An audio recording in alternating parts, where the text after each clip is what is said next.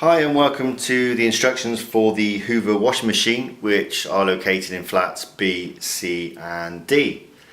Again, very simple to use machines. To open, just click the handle behind the Hoover badge and that will open up the door for you to put your washing in. Just push firmly back till it clicks.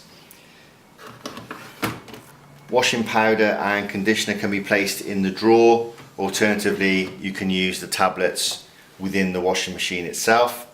To switch the machine on, you just need to turn the dial to whichever required zone you need. The indicator will give you a temperature and a spin speed, and also the length of time it will take to make the wash.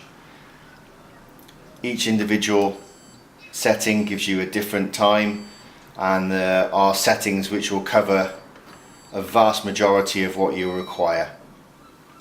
If you require specific information on the Hoover washing machine, that will be held in the folder within the flat.